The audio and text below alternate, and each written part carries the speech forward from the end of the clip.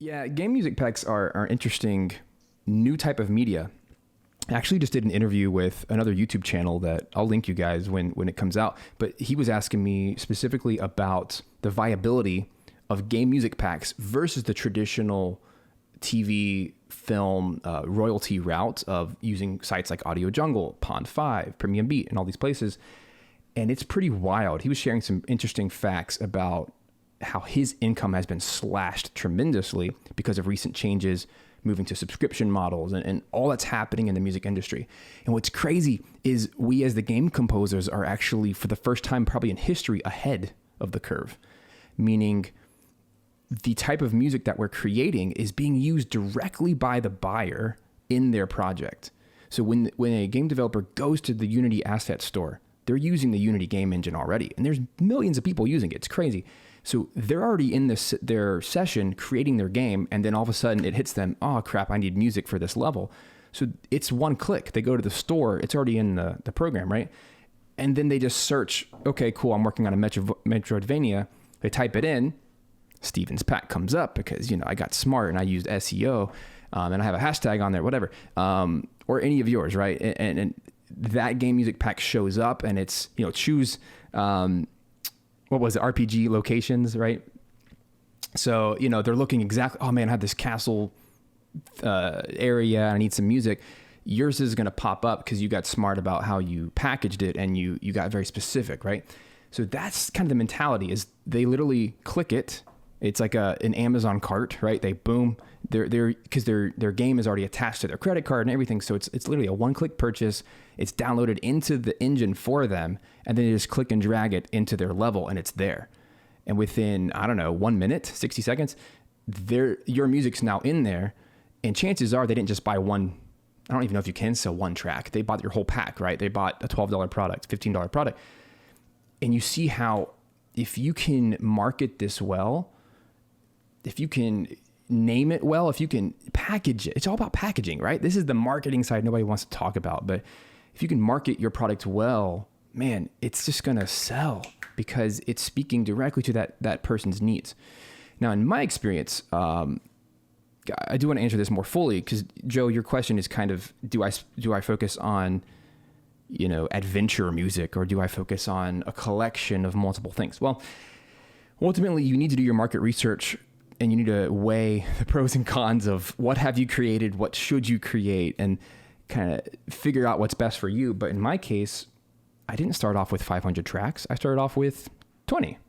And for me, I decided, okay, I'm going to create a JRPG battle pack, and then I'm going to create a live orchestral emotional pack, whatever. Very, very straightforward stuff that I felt game developers would type into the engine.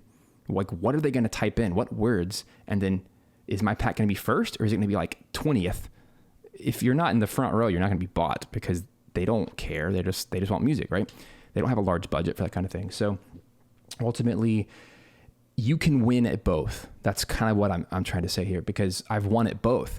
But if you were to really compare the financials, for those of you who've watched my 2021 budget video and the income and the sales, my sales from Unity were about, 18,000, 20,000, something like that. That's crazy for a few game packs. And what does that come from? Like 95% of that was the collection. It was the 500 tracks, the game music treasury. Because if you get into the head of a game developer, they don't necessarily know what they want. They'd rather just spend $100 or $300, whatever my price is going to be. They just want to buy one thing and be done with it for a while. But it's not to say that there's not validity in creating the 10-track pack of something very specific, because I've seen sales from both. So I'm not saying one is better than the other, but I think, I don't know, you're just gonna have to watch the marketplace, and let's keep talking about this. You can only do what you can do. Like, I don't assume that you guys have 500 tracks just lying around, right? I had to, if you're curious how I got that number, originally I had about 200 tracks just kind of sitting on my machine ready to be sold from different sources. And they were from like film projects, they were from game projects and podcast projects, just things that were rejected, things that were different, revisions that were different, whatever, unlicensed material. So I just combined them all to a folder and actually hired a guy to sort through them all. because I'm like, this is going to take forever.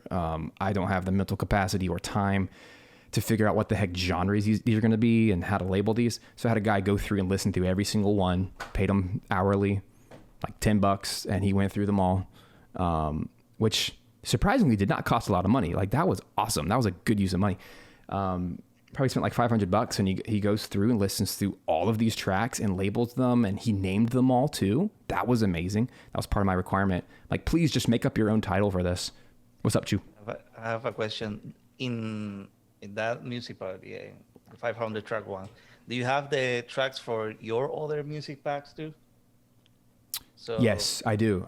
It's a combo. But you know what's crazy is it's only, if you combine all my music packs that are not that, it's only about 75 tracks. Really? So I was able to find another 425 tracks, which is insane. And that was the point. I wanted it to be insane. I wanted a game dev to look at that and go, what the heck? Mm-hmm. Because when I looked at the market, the biggest pack on there and the best seller was, I think it's called the Ultimate Game Collection. And it's 200 tracks.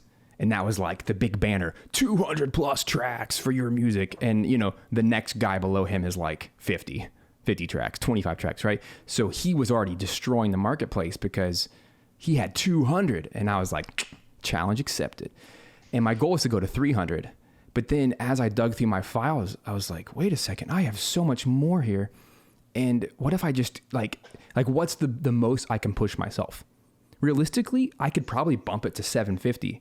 But why? You know, like there comes a sanity point, a reality check, like, okay, enough is enough. Let's, like, for me, I had to pick a date. And when I had the idea, I gave myself 3 months to acquire, like to sift through all my music.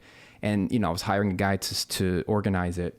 And I gave him like a month to go through and do all this work. So I knew that I had some deadlines, and it was an artificial imposed deadline where I told myself, okay, by this date, I'm going to put this dang thing on the market. Ready or not, here I come. And we can talk more about the Unity process, but they did not, it's crazy. They actually gave me a lot of resistance because it was so big. They're like, this will never sell. Like I was talking with support on a daily basis. This will never sell. You can't do a 500 track pack. I'm like, yes, I can. What do you think? Like, this is going to be amazing. This is going to be like a bestseller. And sure enough, after Black Friday, like it was literally the best selling pack on the marketplace. So take that, Unity.